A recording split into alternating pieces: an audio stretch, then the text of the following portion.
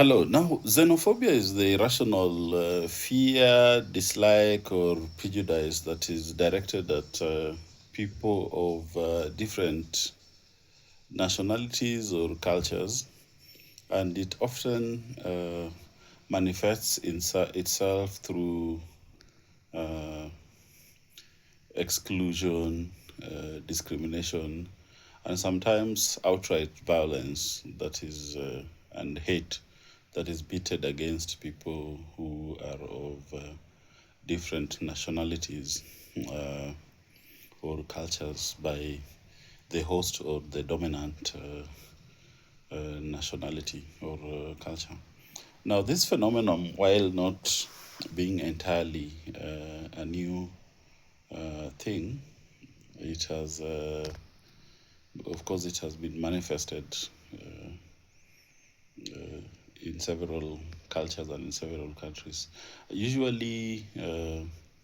xenophobic attacks tend to escalate after important events like revolutions. I think you saw what happened, for example, or prolonged conflict, like what happened in Germany with the Holocaust, uh, or following some change of government, uh, like revolutions where people who are perceived to have been sympathetic or loyal to the previous political dispensation can be profiled or even attacked. But xenophobic attacks can also be a consequence of years of prolonged economic decline or depression, and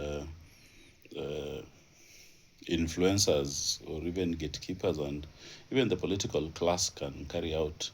mobilization that targets people of certain nationalities by apportioning blame to them uh, as being responsible for whatever economic or political or even social ills that are facing that country at that particular time. We have seen such attacks in Uganda with the Asian community in the 1970s under the leadership of President Amen. We have seen also xenophobic attacks which took an ethnic angle in Rwanda and also in Burundi. I think you're probably familiar with the genocide that targeted mostly Tutsis who were perceived at that particular time of being descendants of the Congo. We have also seen xenophobic attacks in the DRC, which also target certain ethnicities. Uh, and of course, we have also seen the latest phenomenon or the latest escalation that is currently in the news is what is happening in South Africa. Now, South Africa is a very unique political system, of course, having come from decades of the highly discriminative apartheid regime, which came to an end uh, with the election of Nelson Mandela in 1993, 1994 elections. Uh, and following years of discrimination against the majority black population, there was the expectation or the feeling by the majority black population that the ruling African National Congress government would embark on serious, uh, deliberate,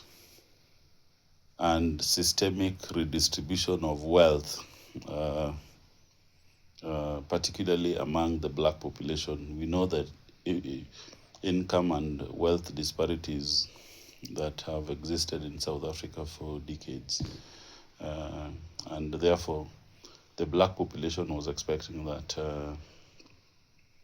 particularly they would benefit from people-friendly and deliberate government efforts to redistribute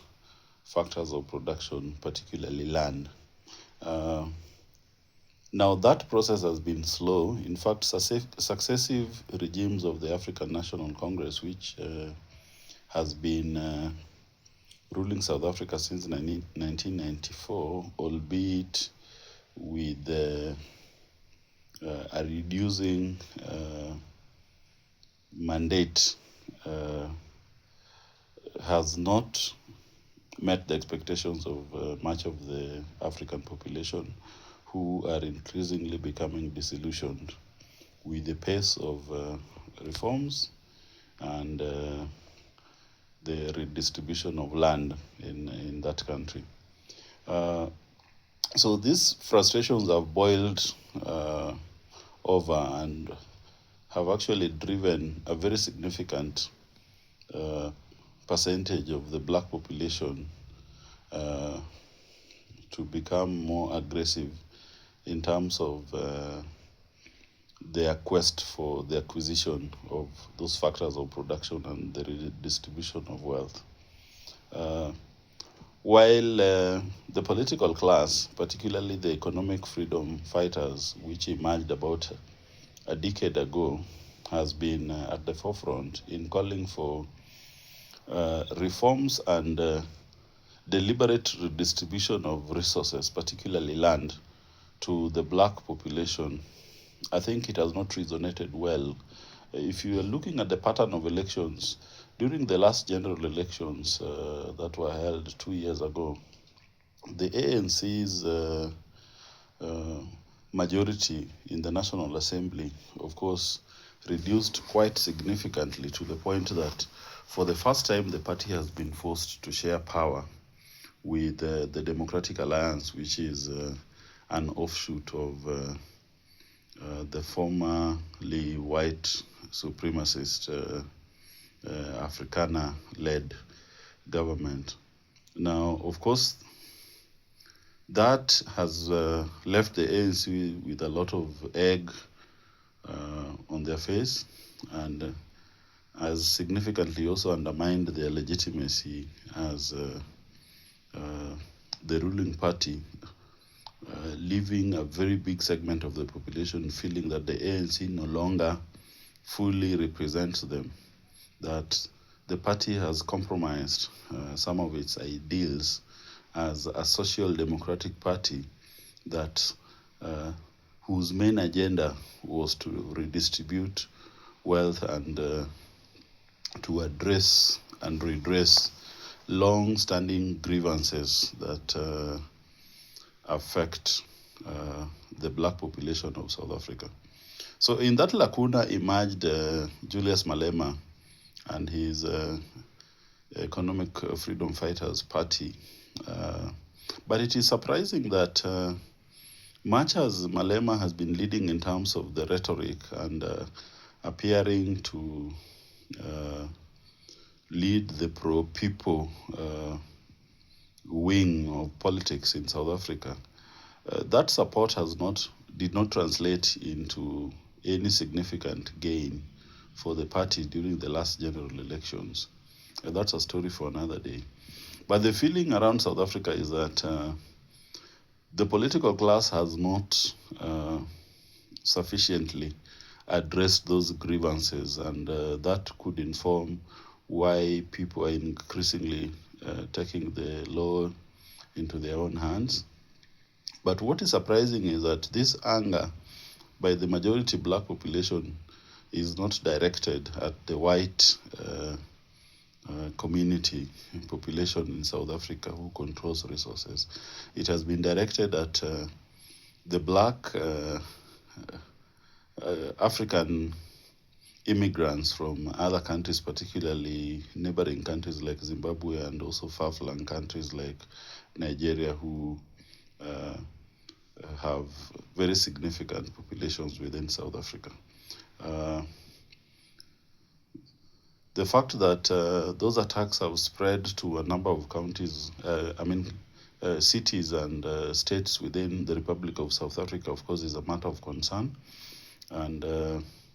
it goes against the principles of African integration,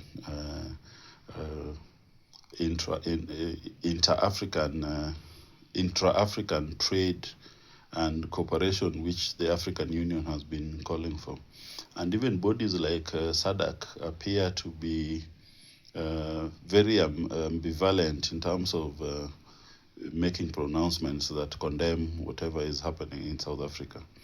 Now, this development is very, very significant because it could reverberate across the African continent. We, for example, can only hope that retaliatory attacks against citizens of South Africa who live in other countries may not happen. The history of South Africa, of course, is very unique because this is a country that has endured, centuries of colonial domination, and several African countries led by the frontline countries like Tanzania and Zimbabwe played a very significant role in the political emancipation of South Africa by actively supporting bodies like movements like the African National Congress, which we know had quite a presence in countries like Tanzania with military camps, and those countries provided, several African countries provided technical and even financial support to the African National Congress during the years of their struggle in South Africa. So it is very significant what is happening, and the jury is still out there that we are watching, but we can only hope that whatever is happening in South Africa will fizzle out so that no lives are lost, and political instability does not recur in that country and in other parts of Africa, particularly South Africa's neighbors. Thank you.